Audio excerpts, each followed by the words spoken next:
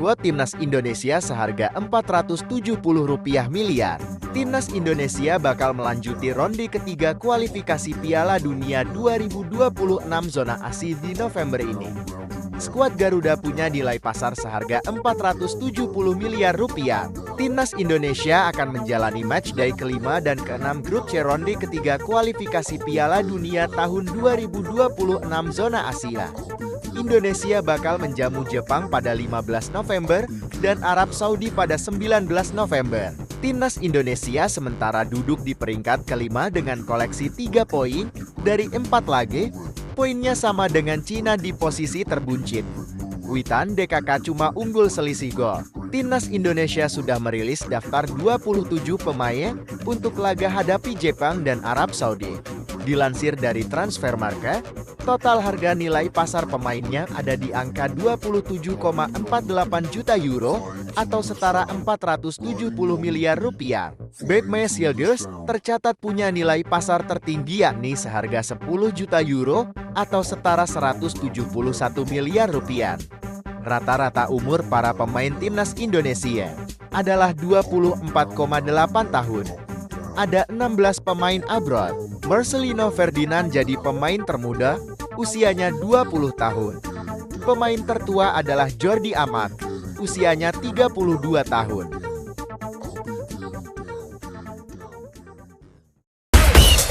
Kode PSSI Kevin Dix bisa bela timnas Indonesia lawan Arab Saudi. PSSI tengah berpacu dengan waktu untuk merampungkan proses naturalisasi Kevin Dix.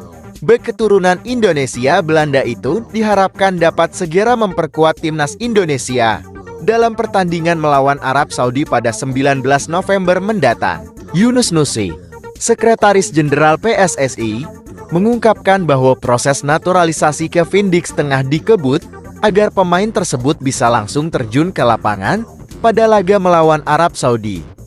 Kami awalnya berharap bisa lawan Jepang, tapi karena masalah administrasi kemungkinan baru bisa mainkan tanggal 19 lawan Arab Saudi, kata Yunus di DPR, Senin siang tadi. Sebelumnya, PSSI sempat berharap Kevin bisa tampil lebih cepat saat menghadapi Jepang pada 15 November. Namun, kendala administrasi membuat harapan tersebut harus ditunda.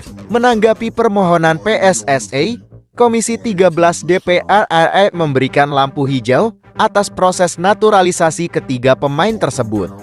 Keputusan ini disambut baik oleh PSSI yang berharap dapat segera menyelesaikan seluruh proses administrasi.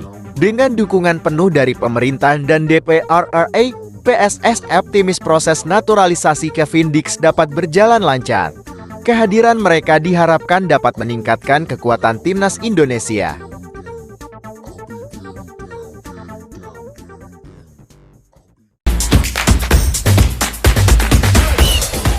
Walau sudah pulih, Shin Tae-yong tetap tidak panggil Asnawi. Pelatih timnas Indonesia, Shin Tae-yong, memastikan tidak akan memanggil Asnawi Mangkualam ke skuad Garuda untuk melawan Jepang dan Arab Saudi.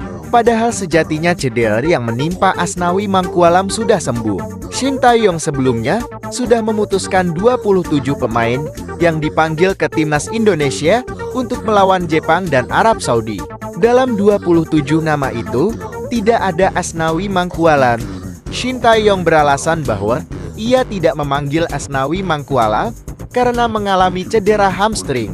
Cedera itu didapatkan Asnawi Mangkualam saat membela klub asal Thailand, Port FC, pada 20 Oktober tahun 2024. Port FC memberikan informasi bahwa Asnawi Mangkualam harus beristirahat selama 2-4 pekan ke depan. Atas dasar itu, Shin Tae-yong tidak memanggil Asnawi Mangkualam. Namun rupanya cedera Asnawi Mangkualam sembuh lebih cepat. Mantan pemain PSM Makassar itu dipercaya bermain selama 45 menit babak kedua saat Port FC kalah 0-2 dari Bangkok United, Sabtu 2 November 2024. Melihat sudah sembuh ya cedera Asnawi Mangkualam membuat Sumarji angkat bicara. Kepada Bolasport.com, Sumarji mengakui bahwa Asnawi Mangkualam sudah menghubunginya. Jadi semalam itu Asnawi Mangkualam telepon saya untuk bilang bahwa dia sudah bermain lagi bersama Port FC. Kata dia, saya diminta tolong sampaikan pesan ini Kepada Coach Shin Tae-yong, agar jangan sebut bahwa saya cedera lagi, ucap Sumarji.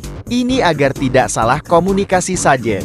Saya juga sudah sampaikan ini ke Coach Shin Tae-yong, kata Sumarji. Skenario Timnas Indonesia lolos Piala Dunia tahun 2026. Timnas Indonesia masih punya peluang yang cukup terbuka untuk melaju ke putaran keempat melalui jalur peringkat keempat pada fase grup C kualifikasi Piala Dunia 2026 zona Asia, dengan catatan skuad besutan Shin Tae-yong bisa menyapu bersih kemenangan pada laga kandang. Fase grup kualifikasi Piala Dunia tahun 2026 zona Asia masih menyisakan 6 pertandingan lagi. Timnas Indonesia bermain di kandang pada 4 pertandingan, dan sisanya bakal bertandang ke markas Jepang dan Australia. Laga terdekat yang dihadapi Timnas Indonesia adalah melawan Jepang 15 November 2024 dan Arab Saudi 19 November 2024 di Stadion Utama Gelora Bung Karno XUGBK. Jika pada laga kandang melawan tim berjuluk Samurai Biru kalah, skuad Garuda masih berpeluang merebut tiket ke putaran keempat dengan merebut peringkat keempat di fase grup C.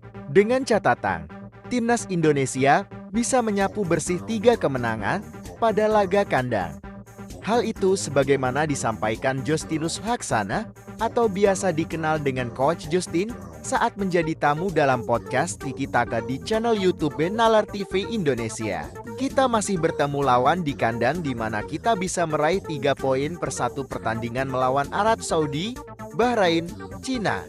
Asumsilah kalah lawan Jepang, kita sapu bersih tuh 3 pertandingan kandang, tenan, cetus Coach Justin.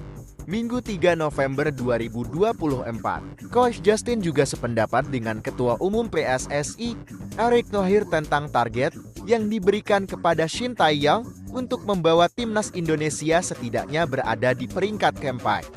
Dan gue setuju dengan Erick Thohir dan tidak ada diskusi lagi harus masuk 4 besar. Gue setuju.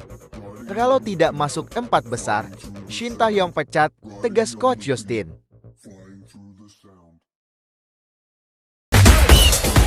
Gawat, Maes Hilgers dikabarkan cedera. Bek andalan tim nasional Timnas Indonesia, Maes Hilgers dikabarkan mengalami cedera usai membela timnya FC Twente melawan Willem II di pekan ke-11 Liga Belanda tahun 2024 sampai tahun 2025. Pada Sabtu 2 November tahun 2024 malam WIB. Dalam laga tersebut, Hilgers bahkan langsung ditarik di awal babak kedua setelah sempat terlihat kesakitan di babak pertama. Seperti biasanya, Hilgers merupakan pemain andalan FC Twente di lini belakang. Ia langsung dimainkan di menit pertama dan tampil apik menjaga pertahanan tim berjuluk The Tukars tersebut. Hanya saja, pada menit ke-38 Hilgers sempat terkapar dan kesakitan usai berduel dengan pemain Willem II. Keputusan pelatih FC Twente, Gustav Lagerbielke di menit 46 menarik Hilgers seakan memberitahukan bahwa Hilgers benar-benar cedera. Apalagi salah satu akun fans FC Twente di media sosial X @Twentestate mengabarkan bahwa Hilgers benar cedera. Jika itu benar, maka menjadi kabar buruk untuk Timnas Indonesia. Hilgers menderita cedera di ruang ganti, dikutip Minggu 3 November 2024. Usai laga, Hilgers terlihat baik-baik saja dan tak ada masalah pada kakinya. Namun, sejauh ini, pihak FC Twente pun belum memberitahukan apa-apa mengenai kondisi bek andalan Timnas Indonesia tersebut. Jika sampai cedera, yang paling pusing jelas adalah pelatih Timnas Indonesia, Shin Tae-yong. Sebab semenjak berhasil dinaturalisasi, Hilgers selalu menjadi pilihan utama STY di 2 laga terakhir Timnas Indonesia, yakni saat tahan Bahrain 1-1 dan kalah 1-2 dari Cina. Paling dekat Timnas Indonesia akan menyambut Jepang di Stadion Utama Gelora Bung Karno XUGBK pada 15 November tahun 2024. Tentu diharapkan kondisi Hilgers baik-baik saja agar tetap bisa debut di Super.